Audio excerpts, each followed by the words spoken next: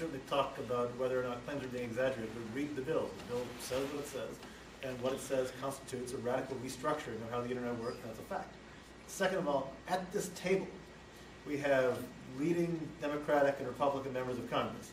We got progressives, we got constitutional conservatives, we got innovation advocates, we have consumer groups. If we had a bigger table, we could add venture capitalists, we got independent musicians, we could add law professors, we could add leading computer scientists, we could add human rights groups, none of whom, by the way, are going to be testifying at the hearing tomorrow. But I do think when you have, this is probably the most disparate coalition I've ever seen opposing any piece of legislation on the Hill, ever. And when you've got a group like this showing up and saying, there's a real problem with this, chances are there's a real problem. Let me add one thing. I've been asked by some reporters, well, how come this bill has so much support for it? Why isn't there more opposition earlier? And the answer is frankly quite easy. We did not really believe that something so out of the ballpark actually had a chance to move this far in the legislative process. There are so many outrageous terms and provisions of this legislation that we would tell people when it was at an earlier stage of legislation, well, this legislation could be bad, it's happening, pay attention. And Congress could never do something that's stupid. I'm sorry, now people are beginning to realize that this has a gotten momentum, it is being taken seriously, and we are constantly, every day, and people at the table a good demonstration, we are seeing more and more people beginning to recognize that this needs to be taken seriously, and when they take it seriously, that it might actually move, and look at what the terms are, boy, it's a wake-up call.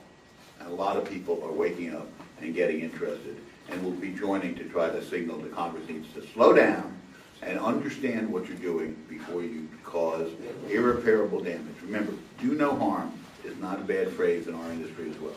I want to add to Ed's point about the devastating impact on small business and enterprise business.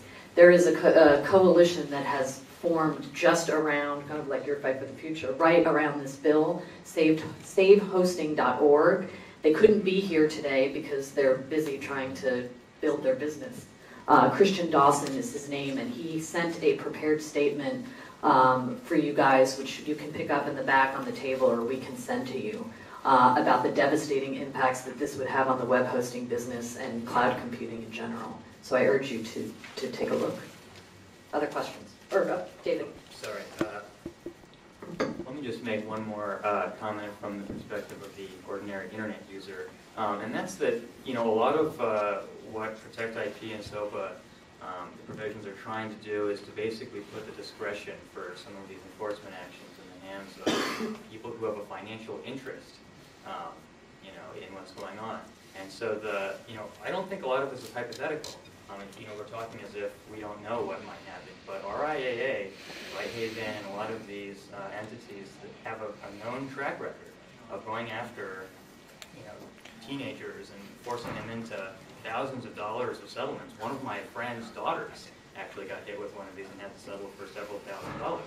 It actually turns out that her dad knew someone who worked at the RIAA and still couldn't work something out for, you know, among friends. But just to put a fine point on it, you know, this is a known problem.